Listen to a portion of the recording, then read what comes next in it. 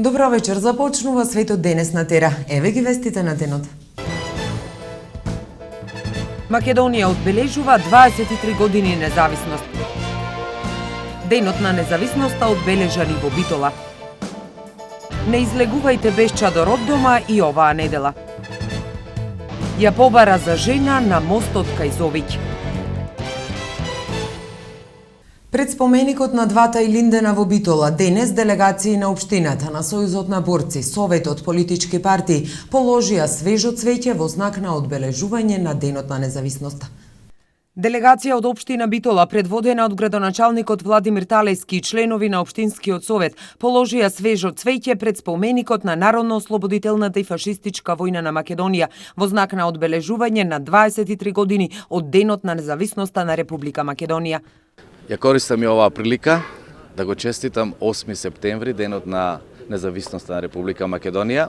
Денот кој што всушност е символ исплотување на сите идеи, сите напори на сите генерации наназад.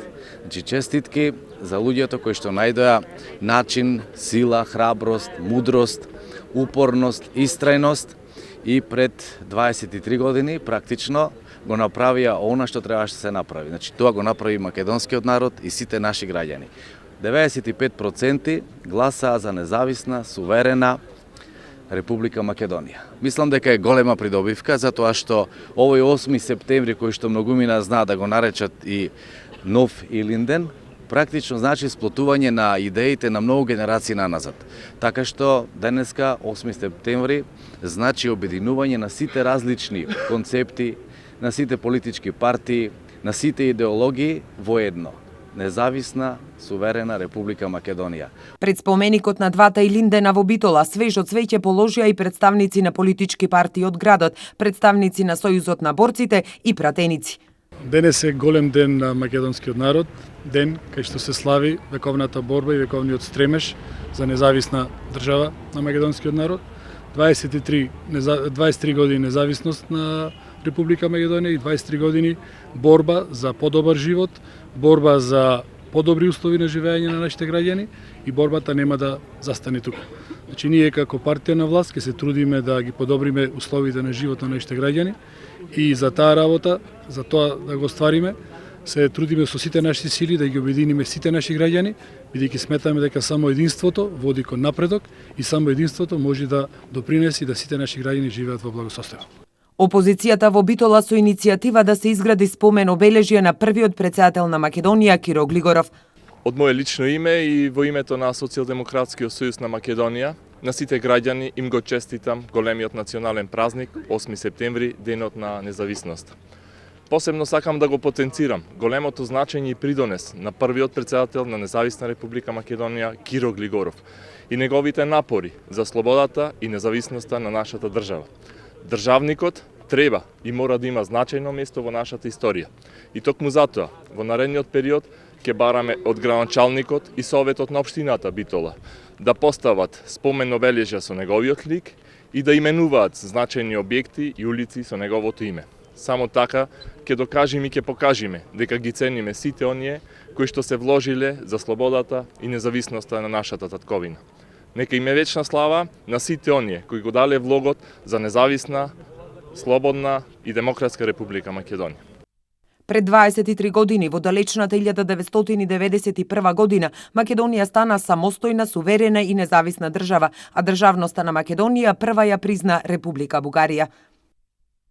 Во Скопје повеќе делегации положија свежо цвеќе пред споменикот паднати херои за Македонија. Делегација од Собранието на Македонија, од Владата на Македонија, представници од Канцеларијата на председателот на Република Македонија, од градот Скопје, од политички партии, општини, странски представништва и граѓански здруженија. Денеска во чест на големиот македонски државен празник 8 септември положија свежо цвеќе пред споменикот паднати херои за Македонија. Денеска се одбележуваат 23 години од успешно спроведениот референдум на кој македонските граѓани се изјаснија за самостојна независна и суверена држава. Убедливо мнозинство над 95% од граѓаните што излегоа на референдумот на 8 септември 1991 година позитивно одговорија на референдумското прашање дали сте за самостојна Македонија со право да стапи во иден сојуз на суверени држави на Југославија. 8 септември, денот на независноста на Република Македонија, денеска се одбележува по 23 пат, откако во 1991 државата ја прогласи својата самостојност. На овој ден во 1991 година Македонија спроведе референдум за независност. Одлуката за спроведување референдум беше донесена од првиот состав на повеќепартиското собрание, кое се конституираше на крајот од 1990 година, а следејќи го масовното расположение на граѓаните. На референдумот му претходеше декларација за независност, што првиот повеќепартиски македонски парламент ја усвои на 25 јануари 1991 година. Граѓаните таквото расположение го потврдија и на 8 септември, денот на одржувањето на референдумот. Повеќе од 75% од граѓаните со право на глас излегоа на гласачките места, а над 92% гласаа за независна Македонија. Десетина дена потоа, собранието ја прогласи независноста на државата, пошто Македонија почна да го живее својот самостоен живот, надвор од СФРЈ. Формално волјата на народот за самостојна држава беше потврдена со декларација за прифаќање на референдумските резултати на 18 септември 1991 година во собранието на Република Македонија. Следен важен чекор во зацврстувањето на државата беше усвојувањето на новиот устав на 17 ноември, исто така 1991 година. Сенка врз настаните со кои се поставија темелите на самостојна Македонија, фали бојкотот на референдумот од страна на дел од албанската етничка заедница и неподдржувањето на новиот устав од пратениците албанци. 10 години подоцна уставот беше надополнет по конфликтот во 2001 и подпишувањето на рамковниот договор. Со тоа беа всушност проведени одлуките и остварените желби на генерации македонци во последните 200 години, вбројувајќи ги тука и Кресненското и Редловичкото востание и Линденското востание од 1903 година, Народно-ослободителната војна 41-45 и одлуките на Линденското заседание на АСНОМ од 1944.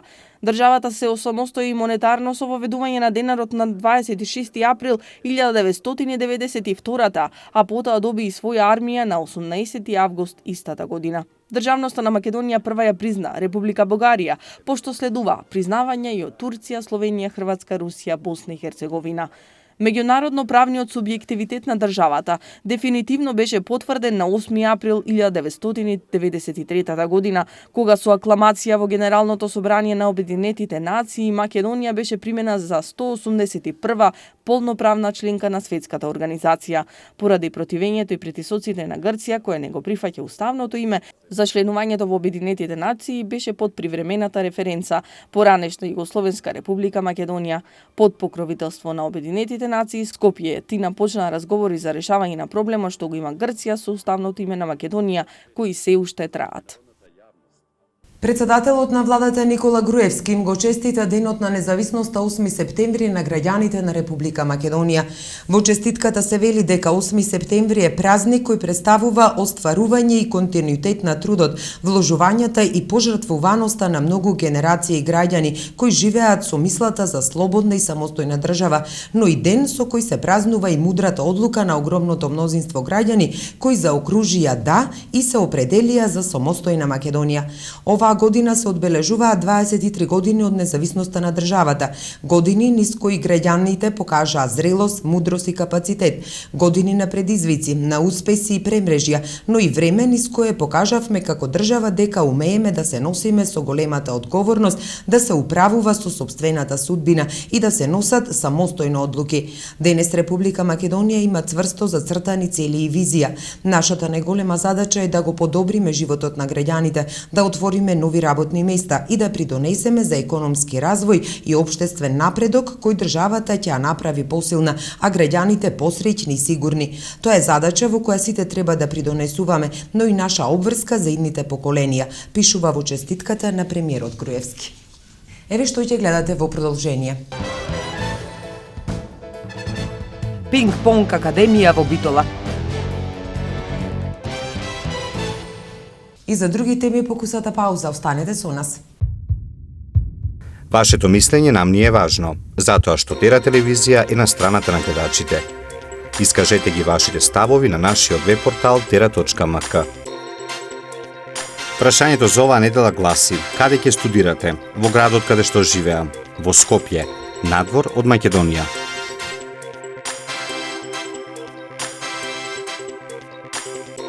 За резултатите од анкетата читајте на tera.mk или гледајте во вестите на Тера телевизија. Ја побара за жена кај филмскиот мост во Зовиќ.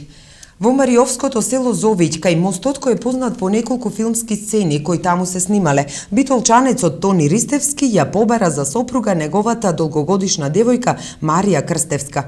Тони е по потекло од тоа место, а живее во Битола. Вчера заедно со своите пријатели отидоа кај мостот, каде што беше изненадувањето за неговата девојка и сите други.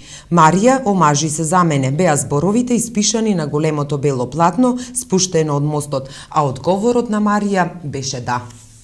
Оваа сезона бројот на странски туристи на Пелистер бил зголемен и селениците кои што си доаѓале многу често го посетувале Пелистер. Маја Богоевска.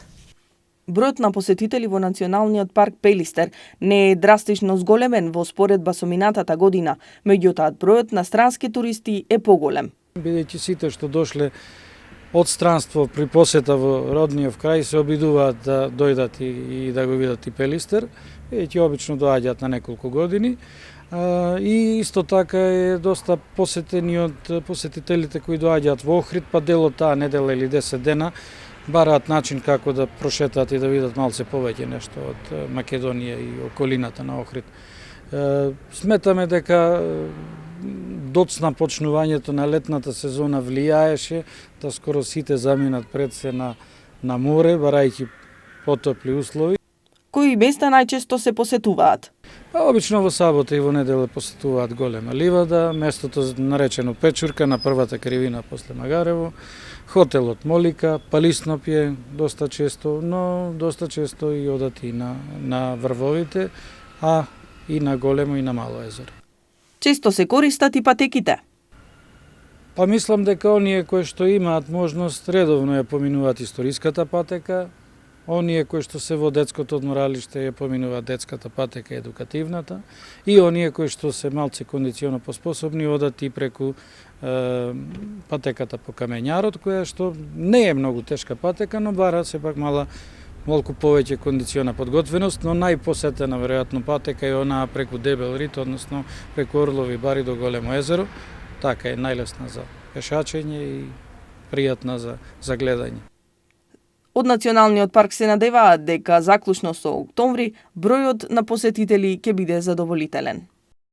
И оваа недела не ги заборавајте чадорите кога излегувате од дома. Прогнозата е дека нестабилно време не очекува до крајот на неделата. Септември е периодот кога се прават зимниците во Македонија, а правењето некогаш е поврзано и со времето, па домакинките да можат да си го испланираат времето.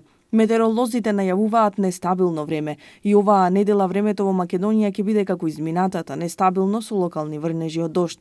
Според анализите на порталите за временска прогноза, во утринските часови ќе има појава на магла, а голема е можноста за магла и во вечерните часови. Утре ќе биде умерено облачно и нестабилно со врнежи од дожд. Слаб северен и северозападен ветер, во западните предели ќе дува слаб североисточен ветер. Утринските температури ќе се движат од 9 до 17 степени Целзиусови, а максималните дневни температури од 21 до 31 степен. Во среда прогнозата е дека предпладнето ќе биде претежно сончево со локална облачност, но попладнето ќе има услови за нестабилност и врнежи од дожд. За во четврток се прогнозира претежно сончево со локална облачност и топло време. Попладне во северозападните, западните и југозападните предели нестабилно со услови за локални врнежи од дожд и грмотевици. Ке дува јужен и југоисточен ветер, а во западните предели ке дува југозападен ветер. Утринските температури ќе се движат од 10 до 18 степени, а максималните дневни температури ќе се движат од 23 до 33 степени. А истата прогноза е и за во петок, но со пониски температури за некој степен. Нестабилното време со врнежи од дожд ќе продолжи во деновите од викендот. Во сабота и во недела ќе биде умерено облачно и нестабилно со врнежи од дожд и ветровито. Ќе дува умерен јужен и југоисточен ветер, а во западните предели ќе дува умерен југозападен ветер. Утринските температури ќе се движат од 12 до 21 степен, а максималните дневни температури ќе достигнат до 18, односно до 28 степени. Во Битола започна да функционира Академија за млади во пинг-понг во Битола. Најавуваат голем турнир во пинг-понг кој што ќе се одржи на 21 септември. Во склоп на пинг-понгарскиот клуб ППК Мултитекс ТБТ Битола започна да функционира Академија за млади. Клубот функционира втора година поред. 2 години редовно тренираме, понеделник, среда и петок. Играме во втората пинг-понгарска лига на Македонија. Веќе за жал втора година, но да се надевам дека од оваа година ќе се збориме и ќе влеземе во првата македонска лига. Оваа година исто така сакам да напоменам дека започна пинг-понг академија за млади. Секој со наполнати 7 години може да се запише и да тренира во нашиот клуб. Клубот го најави големиот турнир во пинг-понг кој што ќе се одржи на 21 септември, во кој што ќе земат учество представници од цела држава. Ни предстоја голем турнир во пинг-понг кој ќе се одржи годинава на 21 септември во Битола. Лигата ја сочинуваат тимови од повеќе градови, така да сме учествували исто така и на турнири во повеќе градови. Во Битола ова е единствениот пинг-понгарски клуб кој што брои околу 10 до 15 членови, но од клубот се надеваат дека оваа бројка во иднина ќе се зголеми. Еве што ќе гледате во продолжение. Палатата потврди Кейт Мидлтон е повторно бремена. И за други вести од светот по кратката пауза, останете со нас. Телевизијата која е на страната на гледачите, од сега и на вашите паметни телефони.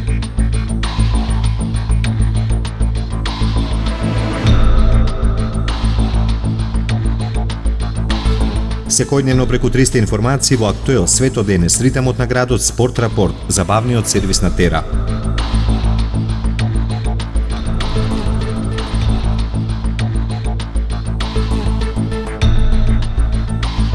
Читајте и гледајте Тера на мобилен.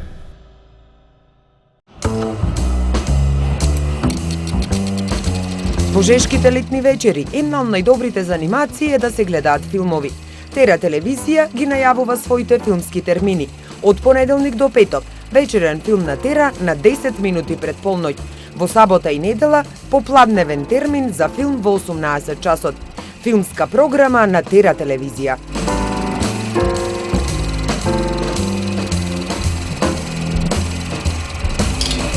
Вие ја гледате Тера телевизија. Опсе, прекинот на огнот се почитува во Украина. Прекинот на огнот во Украина во голема мера се одржува, но ситуацијата се уште е нестабилна, изјави висок представник од ОПСЕ. Генерално примиријето се почитува, но се уште е нестабилно, изјави Томас Гремингер, актуелен председавач со ОПСЕ, која има 250 наблюдувачи во Украина. Гремингер најави дека следните денови ќе бидат од пресудно значење за ситуацијата во Украина. Украинските сили соопштија денеска дека проруски активисти отвориле оган врз нив во текот на ноќта на 5 локации на истокот во Украина. За сега нема извештаи за жртви во текот на ноќта. Инаку повеќе од 3000 луѓе се убиени во украинскиот конфликт, доколку се вклучат и жртвите од паднатиот малезиски патнички авион. Меѓутоа, вистинската бројка би можела да биде и значително поголема, изјави денес во Виена Иван Шимоновиќ, помошникот на високиот комесар на Обединетите нации за човекови права, а слични податоци во Женева на 27-та сесија на Советот на Обединетите нации за човекови права ги соопшти и високиот комесар на Обединетите нации Ал Хусейн. Убиени 10 лица во бомбашки напади во Ирак. Најмалку 10 лица загинале, а 30 биле повредени во самоубиствен бомбашки напад во северниот дел на Ирак. Експлозиите се случиле во градот Дулијах, кој што се наоѓа 80 километри оддалеченост од Багдад. Милитантите на Исламската држава на почетокот на летото ја преземаа контролата врз градот, но потоа беа протерани. Вториот обид на милитантите да го освојат Дулуијах во минатиот месец исто така беше безуспешен. Се уште никој не презема одговорност за нападите. Високиот комесар на Обединетите нации за човекови права Зеид Рад Ал Хусейн ја повика денеска меѓународната заедница да ги заштити жените и малцинствата од джихадистите џихадиската организација Исламска држава, која е во офанзива и освои делови од Ирак и Сирија. Неопходно е итно да се заштитат верските и етничките групи, децата на кои им се заканува ризик од присилна регрутација и сексуално насилство на жените, чии слободи се значително ограничени, наведе Зеид во говор пред Советот на Обединетите нации за човекови права. Тој ја повика и новата ирачка влада и премиерот да разгледаат придружување кон меѓународниот кривичен суд, за да може да се утврди одговорност за злосторствата извршени во Ирак. Зеид повика и за прекин на 7-годишната израелска блокада на Газа и рече дека палестинците во Газа и на Западниот брег заслужуваат да имаат нормален живот без илегални населби и прекумерна употреба на сила. Брокерот Жером Кервиел, кој беше обвинет за рекордната загуба од 5 милиарди евра претрпена од француската банка Societe Generale, е пуштен на слобода. Банкарот го напушти затворот во Јужен Париз откако одлежа 110 дена од 3 години кои му беа досудени. Тоа означува дека за секој 45 милиони евра кои ги изгубил, одлежал по 1 ден затвор. На 4 септември судот досуди дека Кервиел може да ја одлежи казната во домашен притвор, но доколку носи електрична ракавица со забрана да го напушта домот после 20 часот и 30 минути до 7 часот изутрина, а преку денот може да излегува надвор. Жером Кервиел стана познат откако беше обелоденето дека како брокер вложувал астрономски суми пари во име на банката, нанесувајќи загуба од 4,9 милиарди евра. Банката тврди дека не знаела за начинот на работата на нејзиниот брокер и дека тој тоа го правел надвор од сите контроли. Кервиел меѓутоа вели дека банката била запозната со неговите активности. Болно момче кое родителите го однесоа од болница во Велика Британија ќе се лекува во Прага. Протонскиот центар во Прага се подготвува за трансфер на 5-годишното момче од Велика Британија, Ашија Кинг, чии родители беа притворени откако без знаење на лекарите го одвеле од болницата каде претходно било оперирано од тумор на мозокот. Родителите на детето, најпрво од британските органи, беа обвинети за занемарување на родителската должност, но подосна откако беа пронајдени во Шпанија, преку неколку видеа кои ги објавија на интернет, беше објаснето дека се обидувале својот син да го однесат на лекување со протонска терапија, која не им била овозможена во Британија. Според надлежните во прашката болница Мотол, поради сложеноста на случајот, тие ќе ги подготвуваат деталите за прием на пациентот, а лекарскиот тим веќе ја добил здравствената документација, јави дописникот на МИА од Прага. Британските лекари изразија сомневање дека протонската терапија ќе помогне за оздравување на детето и сметаат дека треба да се продолжи со класично радиоактивно зрачење за да се уништат малигните клетки кои останале по операцијата. Протонската терапија се смета за чувствителна метода на радиотерапија која не го уништува останатото здраво ткиво и за странските детски пациенти чини околу 70.000 евра. Кейт и Вилјам го очекуваат своето второ дете. Од британското кралско семејство стигна потврда за втората бременост на војводката од Кембридж. Според првичните информации, Кейт Мидлтон е бремена веќе 8 недели, а своите кралски должности се ставени на чекање заради мачнините во почетокот на бременост. Моментално таа е под надзор на лекари во фаза на мирување. Кралското семејство објави дека е возбудено за оваа среќна вест, а најверојатно и цела Велика Британија, која верно ги поддржува Кейт и Вилјам. Првото дете на кралскиот пар, принцот Џорџ, беше роден на 22 јули минатата година. 3 лица со покачена телесна температура кои допатувале во Македонија од Нигерија евидентирани се во изминатите денови, а по извршениот мониторинг утврдено е дека немаат симптоми на ебола. Министерството за здравство информира дека на 4 септември на термалната камера поставена на аеродромот Александар Велики, која врши 24 часовен мониторинг за детектирање на лицата со покачена телесна температура, беа детектирани 2 лица со покачена телесна температура. Станува збор за група од вкупно 8 лица кои допатувале од Нигерија поради студиски престој во Република Македонија. Согласно протоколите за постапување при појава на сомнителен случај, 2 лица се задржани на аеродромот во просторијата за изолација поради дополнително следење и наблюдување на состојбата. Во текот на ноќта медицинските служби при неколку последователни мерења констатирале дека телесната температура кај 2 лица се намалила до ниво на нормална телесна температура и поради Поради тоа, веќе следниот ден лицата биле пуштени да отпатуваат до крајната дестинација. При вршењето на редовниот здравствен надзор кај едно лице од групата кое престојува во Охрид, во текот на неделата констатирана е покачена телесна температура над 38 степени. Согласно протоколите и поради предпазливост, имајќи ја предвид земјата од која доаѓа лицето е ставено во изолација на клиниката за инфективни болести и фебрилни состојби. Ова лице не покажува други потенцијални симптоми на вирусот Ебола и не треба да создава непотребна паника во целиот случај. Станува збор за стандардна процедура која е идентична како кај претходно споменатите две лица, кои по утврденото нормално ниво на телесна температура по неколку последователни мерења беа пуштени да отпатуваат до крајната дестинација, се вели во соопштението на Министерството за здравство. А сега и за времето во наредните денови.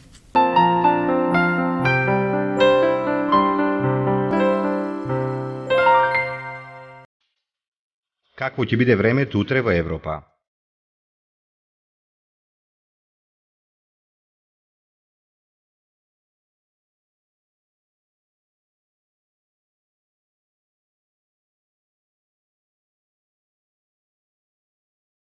За времето утре на Балканот.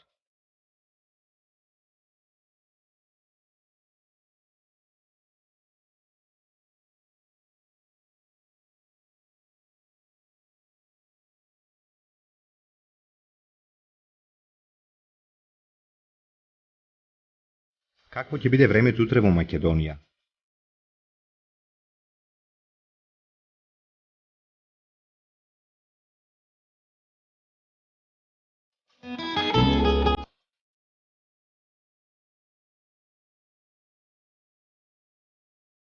Следува временската прогноза за времето утре во регионот.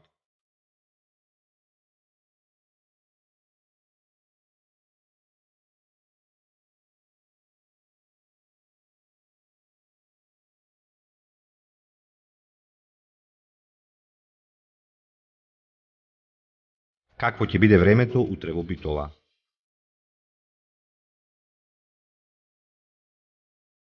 Следува временската прогноза за следните денови во Битола. Какво ќе биде утре времето во Ресен? Следува временската прогноза за следните денови во Ресен. Евеа прогнозата за времето утре во Прилеп. Какво ќе биде времето во наредните денови во Прилеп? Какво ќе биде времето утре во Кичево? Следува временската прогноза за следните денови во Кичево.